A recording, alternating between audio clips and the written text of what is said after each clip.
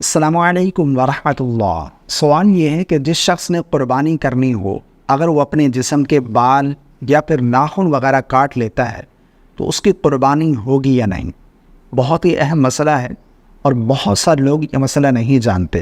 بعض لوگوں نے قربانی بھی کرنی ہوتی ہے اور وہ اپنے جسم کے بال اور ناخن وغیرہ بھی تراش لیتے ہیں، تو اس کے بارے میں شرعی حکم کیا ہے؟ میں دو احادیث پاک کا مفہوم آپ لوگوں کے سامنے بیان کرنا چاہتا ہوں۔ ایک حدیث پاک حضرت ام سلمہ رضی اللہ تعالی عنہ بیان فرماتی ہیں کہ نبی کریم صلی اللہ علیہ وسلم نے ارشاد فرمایا کہ جس کے پاس کوئی جانور ہو جسے وہ ذبح کرنا چاہتا ہو تو ذو الحجہ کا چاند دیکھنے کے بعد سے لے کر قربانی کرنے تک وہ اپنے جسم کے بال اور ناخن وغیرہ کاٹنے سے رکا رہے۔ اور اسی طرح ایک اور حدیث پاک بھی کتب احادیث کے اندر موجود ہے۔ ایک صحابی نے عرض کی، یا رسول اللہ صلی اللہ علیہ وسلم، میرے پاس ایک جانور ہے جسے میں نے دودھ کے لیے رکھا ہوا ہے، کیا میں اسے ذبح کر دوں؟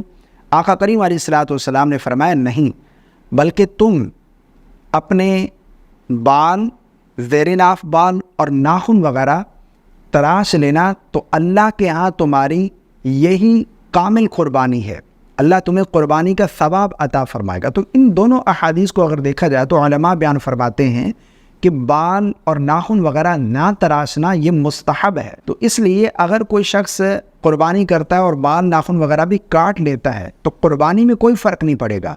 ہاں، نہ کاٹنا مستحب تھا، اگر نہ کاٹتا تو ثواب پاتا، اگر کاٹ لیے ہیں تو کوئی گناہ نہیں ہے اور نہ ہی اس کی قربانی میں کوئی خلل آئے گا۔ اس وجہ سے بعض لوگ اس وجہ سے اپنے نام سے قربانی نہیں کرتے کہ ہماری تو مجبوری ہے، ہم بال اور ناخن کاٹیں گے، تو اس وجہ سے ان کے اوپر واجب بھی ہوتی ہے لیکن پھر بھی وہ کسی اور کے نام سے قربانی کر دیتے ہیں، حالانکہ قربانی ان کے اوپر واجب ہے۔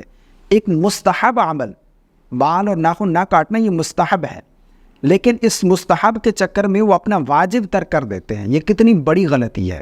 اس مسئلے کو آپ سمجھ لیجئے کہ بال اور ناخن نہ کاٹنا یہ مستحب ہے، افضل ہے۔ نہیں کاٹیں گے تو ثواب پائیں گے، اگر کاٹ لیں گے تو کوئی گناہ نہیں ہے۔ مجھے امید ہے آپ کو میری بات سمجھ آ گئی ہوگی۔ اللہ تعالی ہم سب کو سمجھ کی توفیق عطا فرمائے۔